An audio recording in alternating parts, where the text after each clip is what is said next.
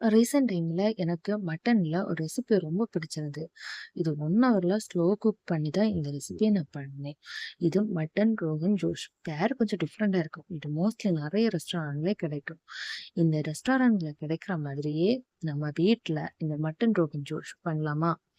இதுல மல்லிப்பொடி எதுவுமே யூஸ் பண்ணாம, சிம்பிளான மசாலால தான் நான் இதுக்கு பண்ணியிருக்கேன். டேஸ்ட்டும் வேற லெவல்ல இருந்துச்சு. அந்த சீக்ரெட் ஆனத உங்ககிட்டயும் ஷேர் பண்ணலான்னு நெனச்சு தான் இந்த ரெசிபிய நான் கொண்டு வந்திருக்கேன். இது எப்படி செய்யலாம் பார்க்கலாம் வாங்க. அதுக்கு ஒரு மண் பாத்திரத்துல கொஞ்சமா தேங்காய் எண்ணெய் போட்டிருக்கேன். தேங்காய் எண்ணெய் போட்டதுக்கப்புறம் இதுல ஹோல் ஸ்பைசஸ் ஆன பட்டை, கிராம்பு, ஏலக்காய் இதெல்லாம் ஃபர்ஸ்ட்டு பொரிய விட்டுக்கலாம். ஏன்னா இது கொஞ்சம் லேட் ஆகும் பொரிஞ்சு வர. அந்த டைம்ல நம்ம கொஞ்சமா பெருஞ்சீரகமும் போட்டுக்கலாம்.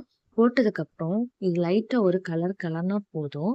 ஏன்னா மண்பானை ஆல்ரெடி ஹீட்டா இருக்கும். ஹீட் ஆனதுக்கப்புறம் இதுல நம்ம ஹை ஃப்ளேம்ல வைக்கவும் முடியாது. ஸ்லோ ஃப்ளேம்ல வச்சுக்கிட்டு இத பொரிய விட்டுக்கலாம். சூட அப்சர்வ் பண்ணி வச்சிருக்கோம். அதனால தான். இப்ப இதெல்லாம் நல்லா பொரிஞ்சு வருது. இதுல 5 நல்ல மிளகாய் போட்டுட்டு நம்ம கிளீன் பண்ணி வச்சிருக்க இந்த மட்டனை இது கூடவே போட்டுக்கலாம். இப்போ மட்டன் எல்லாமே போட்டாச்சு. போட்டு லைட்டா ஒரு வதக்கலாம். மட்டன் வந்து வேகுறதுக்கு கொஞ்சம் டைம் எடுக்கும். ஏன்னா எலும்புல வந்து ஹீட் அப்சர்வ் பண்ண கொஞ்சம் டைம் எடுக்கும். அதனால ஸ்லோ குக் பண்ணி தான் இத வேக வைக்கணும். ஃபர்ஸ்ட் இது நல்லா கலந்து விட்டுக்கலாம். கலந்து விட்டு அந்த பிரியாணி ஸ்பைசஸ் எல்லா இடத்துலயும் ஸ்ப்ரெட் ஆகுற மாதிரி லைட்டா கலந்து விட்டுக்கலாம்.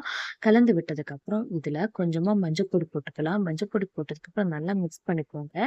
இங்க நான் 1/2 டீஸ்பூன் தான் மஞ்சள் பொடி எடுத்திருக்கேன். 1/2 கிலோ சிக்கனுக்கு 1/2 டீஸ்பூன் போதுமானது. இப்ப இத நல்லா கலந்து விட்டுக்கணும். கலந்து விட்டு உப்பு எடுத்திருக்கேன். உப்பு போட்டு வேக விட்டுக்கலாம். இப்போ உப்பு போட்டதுக்கப்புறம் நல்லா கலந்து விட்டுட்டு, இது கூடவே நான் இங்க காஷ்மீரி சில்லி எடுத்திருக்கேன். உங்ககிட்ட எந்த மிளகு பொடி வேணாலும் எடுத்துக்கலாம். இங்க 1 டீஸ்பூன் காஷ்மீரி சில்லி போட்டு நல்லா கலந்து விட்டுக்கிறேன். கலந்து விட்டு மூடி போட்டு வேக விட்டுக்கிறேன். இப்போ மூடி போட்டு வெந்ததுக்கப்புறம் இதுல எடுத்து வச்சிருக்க தயிர போட்டுக்கிறேன். தயிர் போட்டதுக்கப்புறம் இங்க 1/2 கப் தயிர் தான் போட்டிருக்கேன். 2 கிளாஸ் தண்ணி ஊத்தி இன்னும் கொஞ்சம் கூடி குக் பண்ண விட்டுறேன். அதாவது 2 கிளாஸ் தண்ணி போட்டு மூடி போட்டு அப்படியே ஸ்லோ ஃப்ளேம்ல விட்டுருக்கேன். ஸ்லோ ஃப்ளேம்ல விட்டதுக்கப்புறம் எடுத்து திறந்து பார்த்தா கமகமான வாசனையோட இந்த மட்டன் ரோகன் ஜோஷி ரெடி.